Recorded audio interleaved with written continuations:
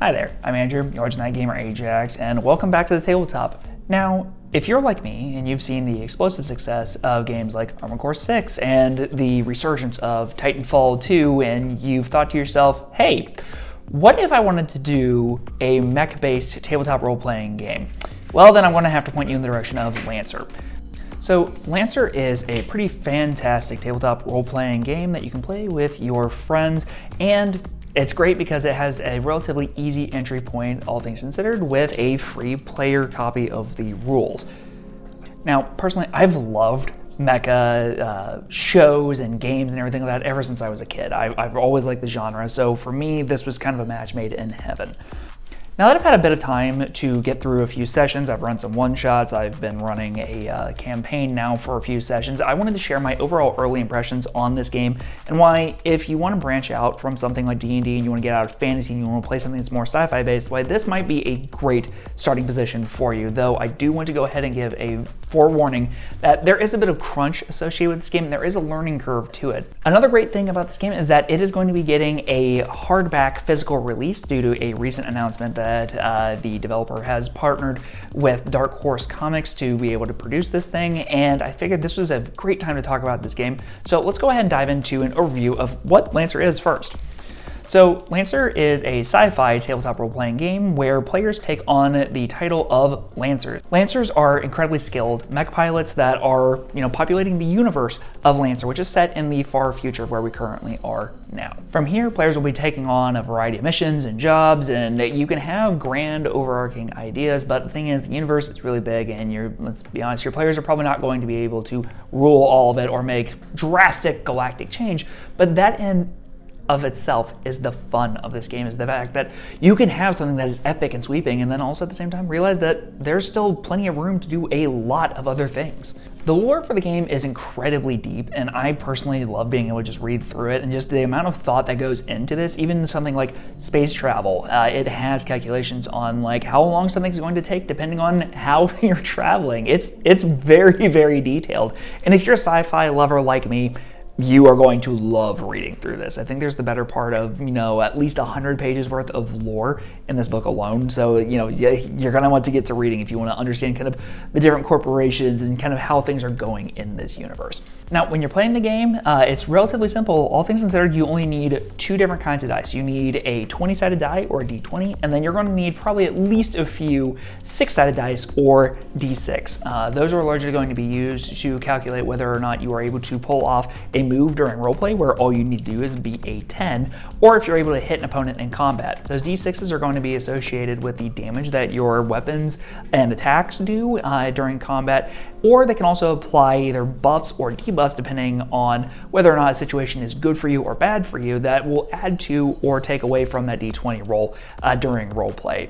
So far, I haven't been utilizing those a whole lot for my games, but it is something that I'm going to be doing a lot more, especially when backgrounds get invoked and players are going to be dealing with people that they don't really have good relationships with. Now, what I really like about this game is the fact that it is very affordable, all things considered. All the player-facing rules for the game are entirely free, and if you want to get the NPC creation or the Game Master guides and stuff like that, the whole version of the book is $25, which, all things considered, isn't a whole lot for a pretty expansive tabletop role-playing game, and especially one that is as popular as Lancer is in terms of the indie community. Combat is very fast and tactical.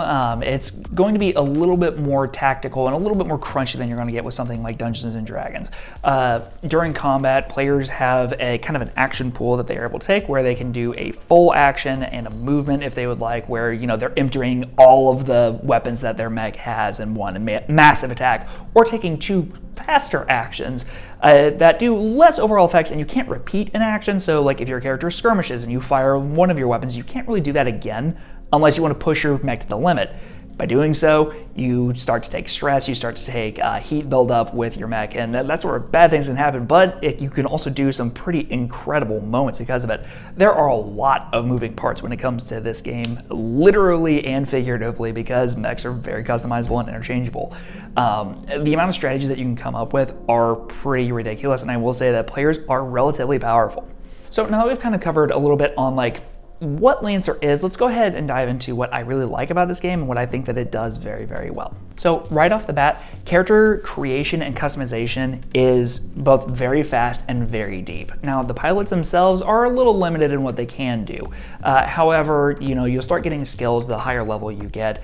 But really, the real meat and potatoes of this is customizing your mech. Now, everybody does start with the same base frame, and you have access to something around like 40 options for choosing your weapons and systems and different customizations for that mech. The best part is that there's no official art for the Everest, which is your base frame, so you can make this thing look however you want, and I love that little bit of a touch there. As characters are going to be leveling up, they get access to even more stuff. You'll start taking license levels, as they are called, which tracks the overall proficiency of your Lancer, and you'll start putting those into different corporations that provide different kinds of mechs. You'll get different systems that give you a bunch of different bonuses. You'll get weapons. You'll get new mech frames themselves that have their own unique stats. There is a lot that you get to do with this, and honestly, it can almost be a little overwhelming, but if you are somebody that really likes getting to optimize and do different kinds of builds, this game is going to reward you for doing so, especially because you can swap those parts out on a pretty regular basis. Heck, every time that you level up, one of the options that you have is just to completely respend all of your license levels with mech parts, so you can entirely change what your build is going to be in between missions. It's pretty great. I know that I already gushed about it quite a bit, but I really do love the world and the lore that's been created for Lancer, and I gotta say that honestly the art in this game is absolutely fantastic. So if you do get a copy of this book, make sure you just look through for that alone. All the mechs are very well designed. They all have unique looks and identities. They all play very differently from each other as well. So with my impressions videos, I do want to be honest with you in the fact that there are some not so good things, in my opinion, about this game, as there are with any games. There is no such thing as a perfect tabletop role-playing game, in my opinion. So a lot of my drawbacks that I have come from the game master perspective, and just that there is a lot that you're going to have to manage, especially because combat is a very big part of playing this game, and it can be a little overwhelming to run. I know that as somebody that struggles with combat scenarios, this is one that I'm constantly having to push and change up my tactics and how I do things, just because enemies at times don't really feel like they do a lot of damage depending on how your players are going to be playing the game, and that's perfectly okay. It can be an absolute power fantasy for them, but just keep that in mind that there is a lot to keep track of when you are playing this game. There are a lot of conditions, a lot of mechs out there, a lot of different things that are going on. So just take a breath, make sure that you're going to be okay with doing that when combat comes up, and it should come up on a pretty regular basis. Also, if you are a player that kind of gets overwhelmed with choices and you get a little bit of analysis paralysis, this game might be one that you do struggle with, just because, as I mentioned, customization is key here, and there's a lot that you're able to do. So what I would recommend in that case is just try to pick something that's a little bit more simple, that fits a theme that you're going for, and maybe just try to stick to that rather than trying to come up with the most uber busted combo out there for your mech. Lastly, when I said that this game is crunchy, it's not crunchy as in you have to do a lot of math. It's just that there are so many factors that you have to keep track of in terms of what your character has and what your mech has. And the amount of customization is also, I feel like it can be a little bit of a drawback with this game. It's just that there are a lot of things that you have to make sure that you know what is going on. And in combat, despite the fact that you have a somewhat limited action pool, you have a lot of actions that you can take, and the more license levels that you get, the more mech parts that you have, there's even more that you can do. So it just becomes this kind of cascading amount of overwhelmed, and at times it does feel like you're trying to drink from a fire hose. So just know that customization is great, but in my opinion can also be almost a bit of a drawback, especially for something that is as fast-paced as this game is. And really, I want to end this with a general kind of recommendation. There are character sheets that are in the rulebook and on virtual tabletops like Roll20, but I would highly recommend using a website that's called CompCon. This is a free character creator and character sheet for the game. It makes creating characters and tracking things pretty easy, all things considered, and it doesn't necessarily hold your hand through the entire thing like some other digital character creators are. So you'll have a good sense of what you are doing, and it does really, it makes running the game from a game master perspective a lot easier, especially because as a game master, I can just create NPCs more or less on the fly, upload them into one thing, and then I can run my combat mission through that.